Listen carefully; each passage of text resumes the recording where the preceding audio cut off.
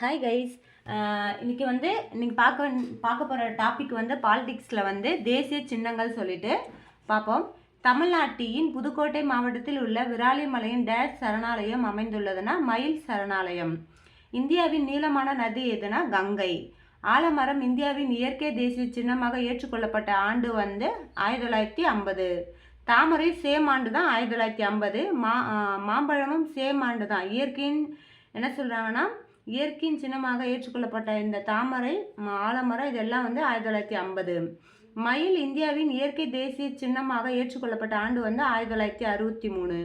புலி இந்தியாவின் இயற்கை தேசிய சின்னமாக ஏற்றுக்கொள்ளப்பட்ட ஆண்டு வந்து 1973. மயில் வந்து 1963, புலி வந்து 1973. 10 இயர்ஸ் டிஃப்ரெண்ட் இருக்குது. கங்கை ஆறு இந்தியாவின் இயற்கை தேசிய சின்னமாக ஏற்றுக்கொள்ளப்பட்ட ஆண்டு வந்து 2008. யானை வந்து இந்தியாவின் இயற்கை தேசிய சின்னமாக ஏற்றுக்கொள்ளப்பட்ட ஆண்டு வந்து 2010.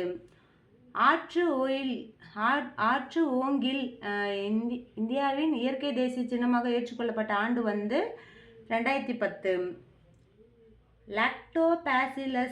லாக்டோபாசிலஸ் இந்தியாவின் இயற்கை தேசிய சின்னமாக ஏற்றுக்கொள்ளப்பட்ட ஆண்டு வந்து 2012. இப்போ வந்து மயில் வந்து 1963, புலி வந்து 1973, கங்கை ஆறு வந்து 2008, ஆனை வந்து 2010, ஆற்று ஓங்கில் வந்து 2010, லாக்டோபாசிலஸ் இது வந்து 2012. ஃபஸ்ட்டு வந்து 3 சொல்லியிருக்காங்க. 1950 3 ஏற்றுக்கொள்ளப்பட்ட ஆலமரம், தாமரை, மாம்பழம். 1963 வந்து மயில், 73 வந்து புலி, 2008 வந்து கங்கை, 2010 ஆனை, இன்னொன்று ஆற்று ஓகிலும் 2010 சேம் இயர் தான். ஏனையும் ஆற்று ஓகிலும். லாக்டோபாசிலஸ் வந்து 2012. இப்போ நெக்ஸ்ட் போவோம். தமிழகத்தின் மாநில இயற்கை சின்னமாக உள்ள விலங்கு எதுன்னு கேட்குறாங்க. வரையாடு. தமிழகத்தின் மாநில இயற்கை சின்னமாக உள்ள பறவை எதுனா மரகத புறா. தமிழகத்தின் மாநில இயற்கை சின்னமாக உள்ள மலர் எதுனா செங்காந்த மலர். தமிழகத்தின் மாநில இயற்கை சின்னமாக உள்ள மரம் எதுனா பனைமரம். இந்திய தேசிய கொடியின் நீளம் அகலம் டேஷ் விகிதத்தில் அமைந்ததுன்னா 3:2. 3:2 சொல்கிறாங்க. இந்திய தேசிய கொடிகளே ஆந்திராவை சேர்ந்த டேஷ் என்பவர் வடிவம் அமைத்தார்னா பிங்காலி வெங்கையா தான் வந்து வடிவம் அமைத்திருக்காங்க சொல்கிறாங்க. விடுதலை இந்தியாவின் முதல் தேசிய கொடி டேஷ் பகுதியில் நெய்யப்பட்டதுன்னா குடியாத்தில், வேலூர் மாவட்டம், அங்கே தான் வந்து நெய்யப்பட்டது சொல்கிறாங்க. சுதந்திர நாளன்று ஜவஹர்லால் நேரு கொடி ஏற்றிய இடம் எங்கன்னா செங்கோட்டை. சுதந்திர நாளன்று ஏற்றப்பட்ட கொடி டேஷ் அருங்காட்சியகத்தில் உள்ளதுன்னா சென்னை புனித ஜார்ஜ் கோட்டை அருங்காட்சியில் அது உள்ளது சொல்கிறாங்க. சுதந்திர நாள் அன்னைக்கு ஏற்றின ஃபஸ்ட்டு கொடியை. இந்திய தேசிய கொடியில் உள்ள அசோக சக்கரம் டேஷ் ஆரங்களை கொண்டுள்ளதுன்னா 24 ஆரங்களை கொண்டுள்ளது. தேசிய கொடியின் காவி நிறம் தேசிய கொடியின் காவி நிறம் டேஷ் மற்றும் டேஷை குறிக்கிறதுனா வீரத்தையும் மற்றும் தியாகத்தையும் குறிக்கிறது சொல்கிறாங்க. தேசிய கொடியின் பச்சை நிறம் டேஷ் மற்றும் டேஷை குறிக்கிறதுனா செழுமையும் வளத்தையும் குறிக்கிறது. தேசிய கொடியின் வெள்ளை நிறம் டேஷ் மற்றும் டேஷ் மற்றும் டேஷை குறிக்கிறதுனா வெள்ளை வந்து நேர்மை, அமைதி, தூய்மையை குறிக்கிறது. கொடி காத்த குமரன் என்று அழைக்கப்படுவர் யாருன்னா திருப்பூர் குமரன். சாரநாத் அசோக் தூணியின் உள்ள நான்முக சின்னம் இந்தியாவின் தேசிய இளஞ்சினையாக டேஷ் ஆண்டு ஏற்றுக்கொள்ளப்பட்டதுன்னா 1950 ஜனவரி 26 குடியரசு தினத்தை அன்னைக்கு ஏற்றுக்கொண்டாங்க சொல்கிறாங்க. சாரநாத் அசோக் தூணியின் அடிப்படையில் பொறிக்கப்பட்டுள்ள வாசகம் என்ன சொல்கிறாங்கன்னா சத்தியமேவ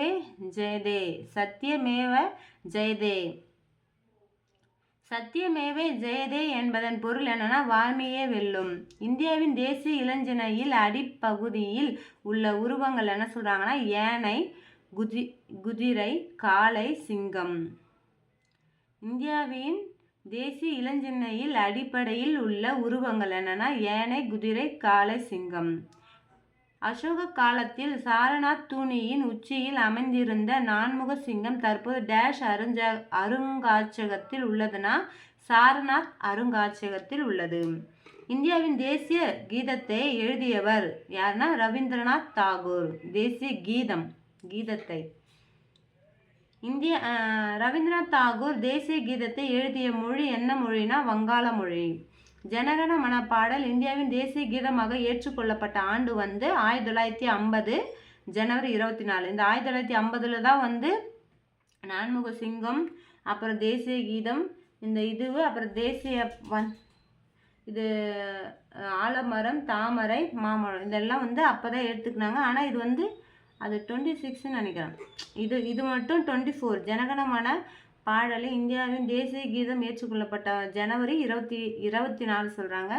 சாரநாத் அசோக தூணி நான்முக சின்னமாக தேசிய இளஞ்சின்னையாக ஏற்றுக்கொள்ளப்பட்ட ஆண்டு 1950 ஜனவரி 26. தேசிய கீதம் முதலாக பாடப்பட்ட இடம் எங்கன்னு கேட்குறாங்க. ஃபஸ்ட்டு எங்கே பாடினாங்கன்னா கொல்கத்தாவில் இந்திய தேசிய காங்கிரஸ் மாநாட்டில் தான் பாடியிருக்காங்க.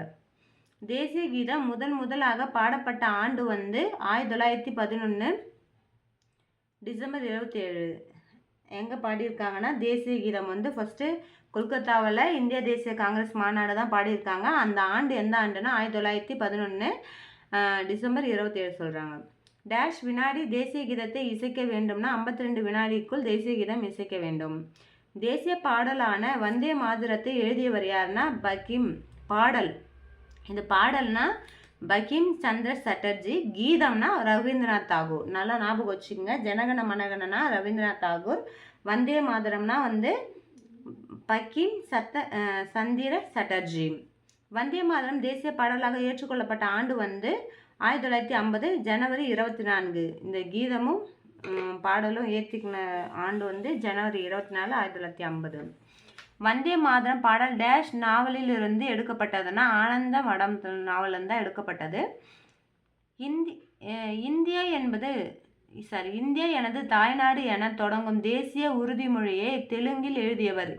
இந்தியா எனது தாய்நாடு என தொடங்கும் தேசிய உறுதிமொழிகளை தெலுங்கில் எழுதியவர் யாருன்னு கேட்குறாங்க. யாருன்னா பித்திமாரி வெங்கட சுப்பராவ். பித்திமாரி வெங்கட சுப்பராவ். இந்தியாவின் அதிகாரப்பூர்வ பணத்தின் பெயர் டேஷ் ரூபாய். டேஷ் நூற்றாண்டில் மன்னர் ஷெர்ஷா சூரி வெளியிட்ட வெள்ளி நாணயத்திற்கு ரூபியா என்று பெயர்.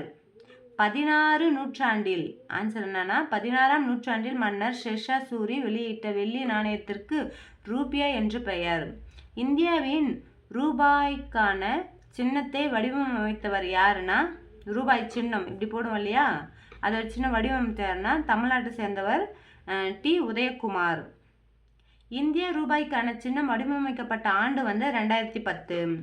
பேரரசர் கனிஷ்கர் காலத்தில் டேஷில் சக ஆண்டு முறை தொடங்கியதுன்னா கிபி 78 சக ஆண்டு முறை தொடங்கப்பட்டது சொல்கிறாங்க கனிஷ்கர் காலத்தில். இளவேணி கால சமப்பகல் இரவு நாள் டேஷ் ஆண்டு தொடங்குகிறதுனா மார்ச் 22. சமப்பகல் சேமாக இருக்கும். 12 ஹவர்ஸ் நைட்டு 12 ஹவர்ஸ் பகல்ன்ற மாதிரி. மற்ற டைமில் குளிர் காலத்தில் பகல் அதிகமாக இருக்கும். சம்மர் டேஸில் குளிர் காலத்தில் இரவு அதிகமாக இருக்கும். சம்மர் டேஸில் பகல் அதிகமாக இருக்கும். ஆனால் இந்த மார்ச்சில் மட்டும் 2 சமமாக இருக்கும் சொல்கிறாங்க. அதான் சமக்காலம், சமப்பகல் இரவு. லீஃப் ஆண்டுகளின் சமப்பகல் இரவு நாள் டேஷ் ஆக அமையும். லீஃப் ஆண்டில் 21 அமையும். மற்ற ஆண்டு லீஃப் இல்லாத ஆண்டு மார்ச் 22 வரும். 1957 மார்ச் 22 முதல் தேசிய நாள்காட்டி. 1957 மார்ச் 22 முதல் தேசிய நாள்காட்டி டேஷ் குழுவின் பரிந்துரையில் ஏற்றுக்கொள்ளப்பட்டதுன்னா மேக்நாத் ஷாகா குழுவின் பரிந்துரையில் ஏற்றுக்கொள்ளப்பட்டது. இந்திய சுதந்திர நாள் இந்திய சுதந்திர இண்டிபெண்டன்ஸ் டே ஆகஸ்ட் 15.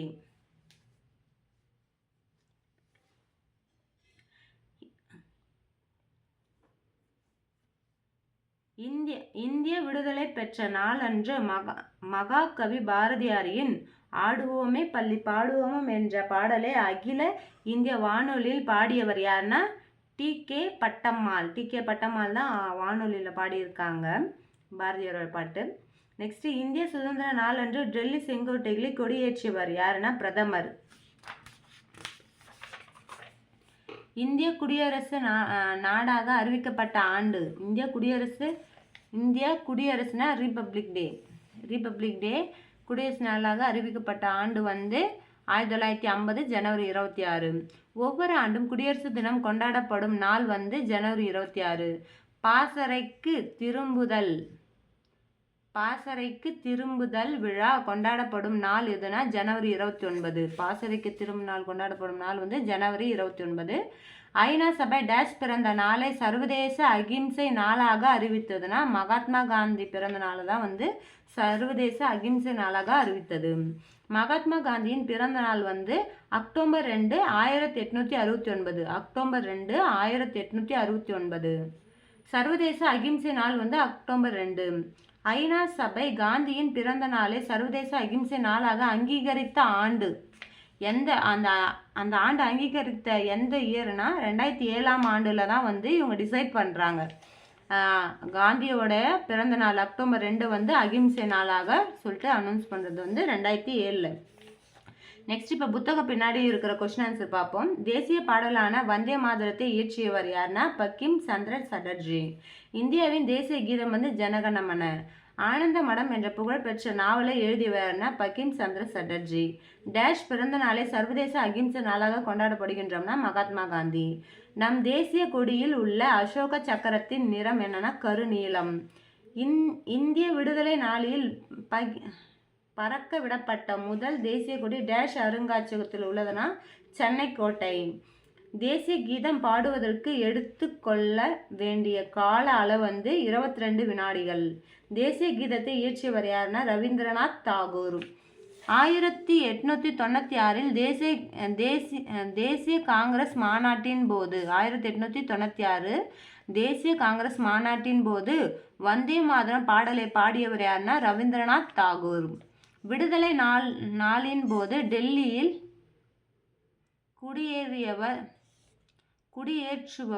விடுதலை நாளின் போது டெல்லியில் கொடியேற்றுபவர் யாருன்னா பிரதமர் அமைச்சர்.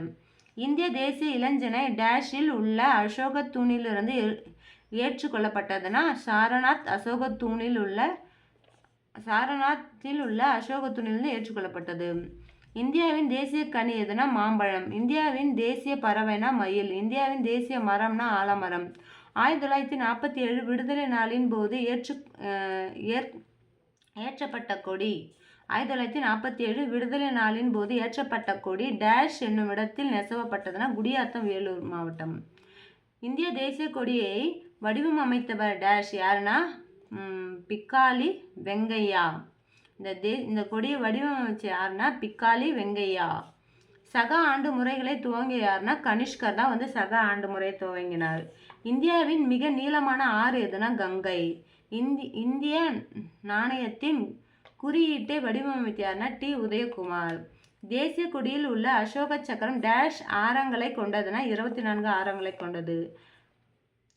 நான்முக சின்னம் தற்போது டேஷ் அருங்காட்சியகத்தில் உள்ளதுன்னா சாரநாத் அருங்காட்சியகத்தில் உள்ளது. தேசிய கீதம் ஏற்றுக்கொள்ளப்பட்ட ஆண்டு வந்து 1950. டேஷ் இந்தியாவின் தேசிய நுண்ணுயிரியாக அறிவிக்கப்பட்டதுன்னா லாக்டோபேசிலஸ் பாக்டீரியா தான். ஏன்னா இது தயிரில் இருக்கும் லாக்டோபேசியா. இது வந்து குட் பாக்டீரியான்றதுனால இது வந்து இந்திய தேசிய நுண்ணுயிரியாக அறிவிக்கப்பட்டது சொல்லுவாங்க. இது வந்து கெட்ட பாக்டீரியாவில் ஆயிடுச்சு. வயிற்றுடைய வயிற்றில் இருக்க அந்த இதுவெல்லாம் வந்து நல்லா இதுவாக வச்சுக்கும். குட் பாக்டீரியா நிறைய வைக்கும்ன்றதுனால இதுக்கு அந்த அங்கீகாரம் கொடுத்துருக்காங்க. நெக்ஸ்ட்டு 6th புக்கில் பாடத்தோட தலைப்பு வந்து இந்திய அரசியலமைப்பு சட்டங்கள் சொல்லிட்டு கொடுத்துருக்காங்க. சட்டம் இதில் படிப்போம். இந்திய அரசியலமைப்பு சட்டம் நடைமுறைக்கு வந்த ஆண்டு வந்து 1950 ஜனவரி 26. ஏன்னா அந்த குடியரசு தினத்து அன்னைக்கு தான் வந்து நிறைய வந்து அப்போ வந்து என்னென்ன இம்பார்ட்டன்ட் இருக்க சில பர்டிகுலர் ஆர்டிகல் 14, 15, 16, 17 இதெல்லாம் கொண்டு வராங்க. அப்போ இந்த டேட்ஸ் கொடுத்துருக்காங்க. நடைமுறைக்கு வந்த ஆண்டு வந்து 1950 ஜனவரி 26.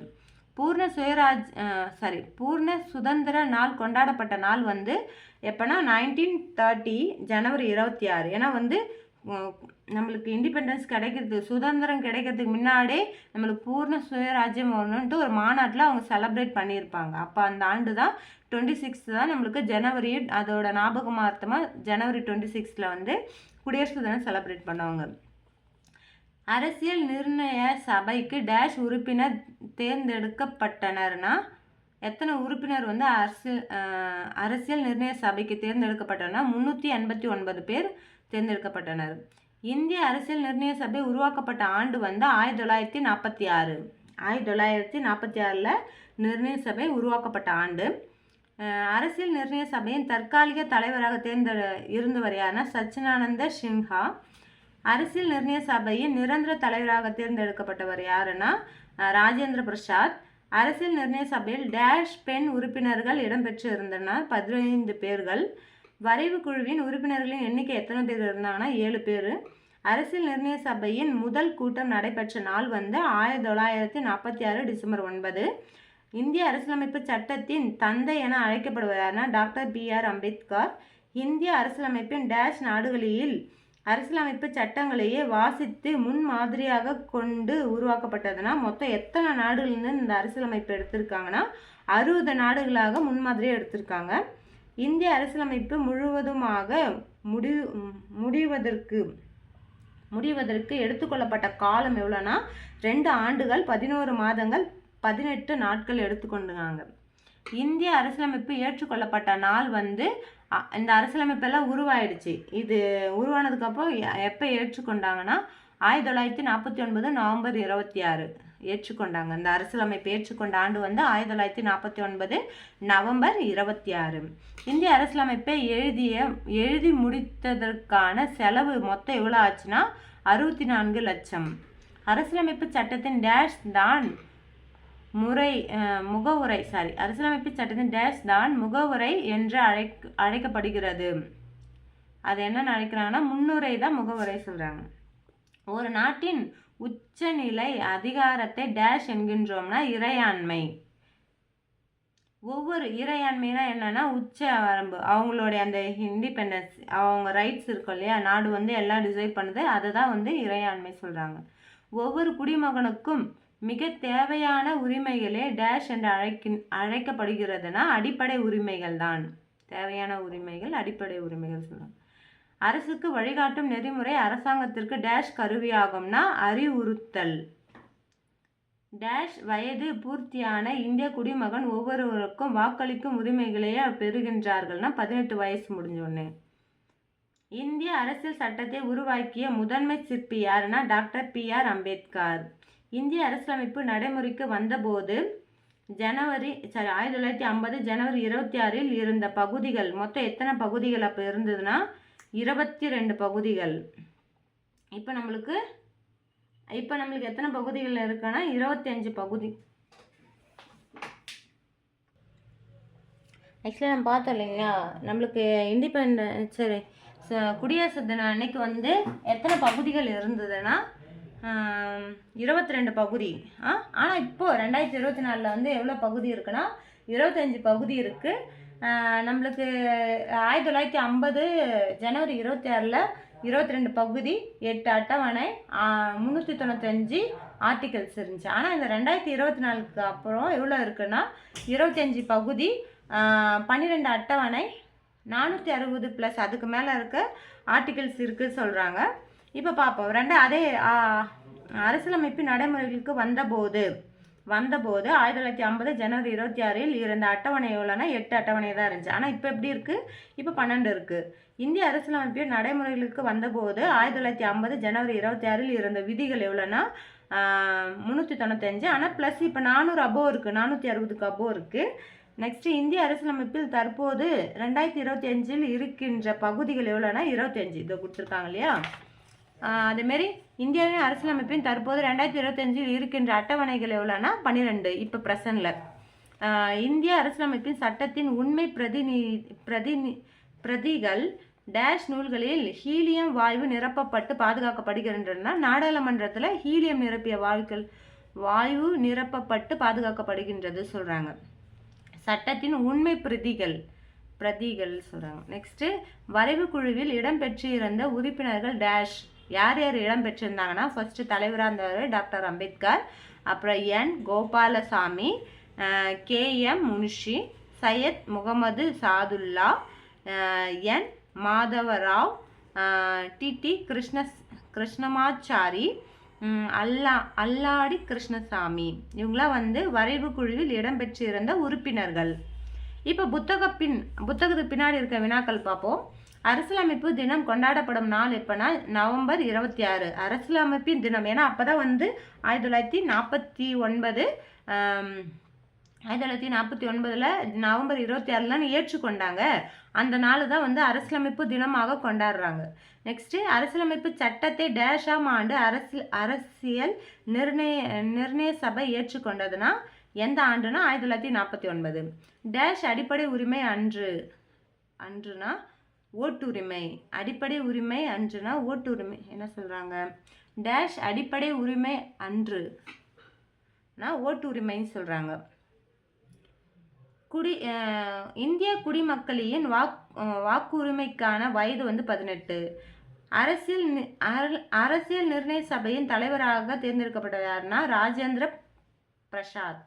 இந்திய அரசியலமைப்பு சட்டத்தின் தந்தை என போற்றப்படுவார்னா டாக்டர் PR அம்பேத்கர். நம் அடிப்படை உரிமைகளை உறுதி செய்வோம் பாதுகாக்கவும் நான் ஆக்சுவலி அண்டர்ஸ்டாண்ட் பண்ணல, 1 செகண்ட். என்ன சொல்கிறாங்கன்னா, நம் அடிப்படை உரிமைகளையே உறுதி செய்யவும் பாதுகாக்கவும் செய்வது டேஷ் ஆகும்னா அரசியலமைப்பு. அடிப்படை உரிமைகளை உறுதி செய்யவும் பாதுகாக்கவும் செய்வது டேஷ் ஆகும். யாருன்னா அரசியலமைப்பு ஆகும் சொல்கிறாங்க. நம் அரசியலமைப்பு சட்டம் நடைமுறைக்கு வந்த நாள் வந்து 1950 ஜனவரி 26. இப்போ நெக்ஸ்ட் பாடத்தோட தலைப்பு வந்து மக்களாட்சி. இதுக்கு முன்னாடி வந்து சின்னங்கள் பார்த்தோம், அரசியலமைப்பின் இந்திய அரசியலமைப்பு சட்டங்கள் பார்த்தோம். இப்போ நெக்ஸ்ட் பாடம் வந்து மக்களாட்சி பருவம் 3ல். இதில் வந்து மக்களால் மக்களுக்காக மக்களே நடத்தும் ஆட்சி மக்களாட்சி என்று கூறியவர் யாருன்னா ஆபிரகாம் லிங்கன். மக்களாட்சியின் பிறப்பிடம் டேஷ் ஆகும்னா கிரேக்கம். மக்களாட்சி பிறப்பிடம் எங்கே இருந்ததுன்னா ஃபர்ஸ்ட் கிரேக்கம் தான். டெமோக்ராசி என்ற ஆங்கில சொல் டெமோஸ்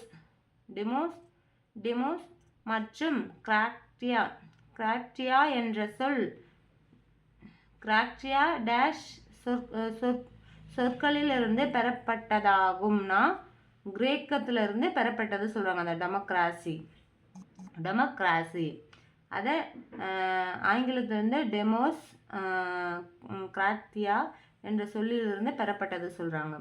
கிராட்டியா என்றால் என்ன பொருள்னா அதிகாரம் அல்லது ஆட்சி. கிராட்டியா. நேரடி மக்களாட்சி நடைபெறும் நாடு எதுனா சுவிட்சர்லாந்து. நேரடி மக்களாட்சியில் சட்டங்களை உருவாக்குபவர் யாருன்னா மக்கள். நாடாளுமன்றத்தில் மக்களாட்சி நடைபெறும் நாடு எதுனா நாடாளுமன்ற மக்களாட்சி நடைபெறும் நாடு எதுனா, ஏன்னா இது ஏன் இந்த வாக்கு சொல்கிறாங்கன்னா நாடாளுமன்ற மக்களாட்சினா மக்கள் வந்து செலெக்ஷன் பண்ண பர்சன் வந்து அங்கே வந்து ஆட்சி செய்வாங்க இல்லையா, அதான் நாடாளுமன்ற மக்களாட்சி. அது எங்கன்னா இந்தியா, இங்கிலாந்து. அதிபர் மக்களாட்சி நடைபெறும் நாடு எதுனா அமெரிக்க ஐக்கிய நாடுகள், கனடா.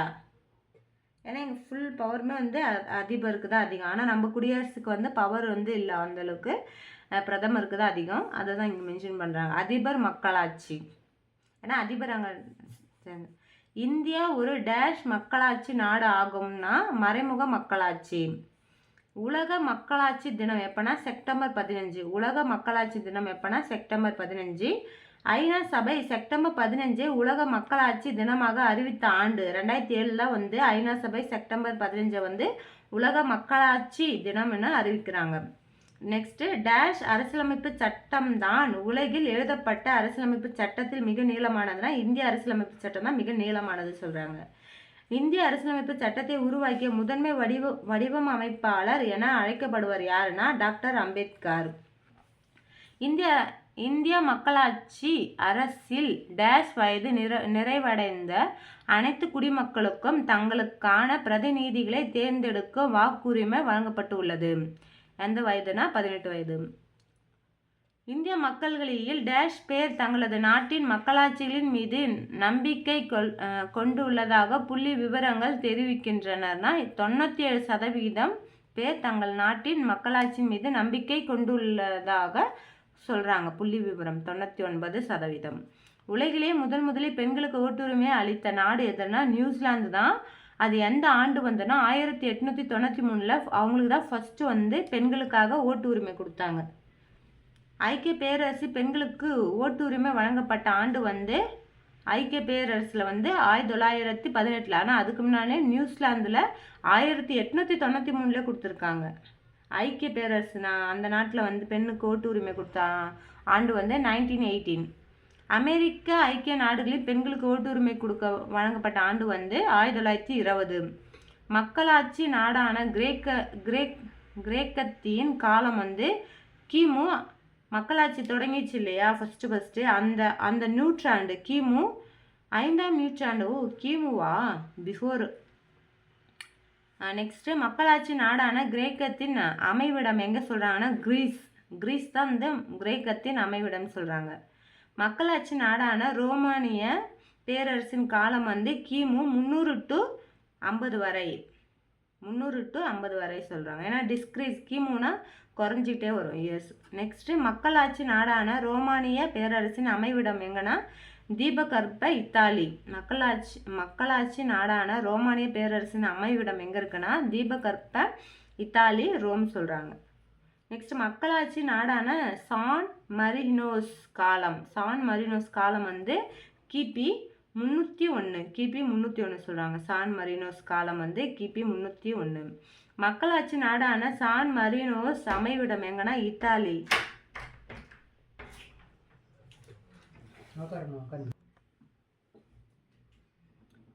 என்ன சொல்றாங்கன்னா மக்களாட்சி நாடான சான் மரினோஸ் அமைவிடம் எதுனா இத்தாலி. மக்களாட்சி நாடான ஐஸ்லாந்தியின் காலம் கிபி 930. மக்களாட்சி நாடான ஐஸ்லாந்தியின் அமைவிடம் எங்கே இருக்குன்னா திங்வேலீர். மக்களாட்சி நாடான மனித தீவியின் காலம் கிபி 927. மக்களாட்சி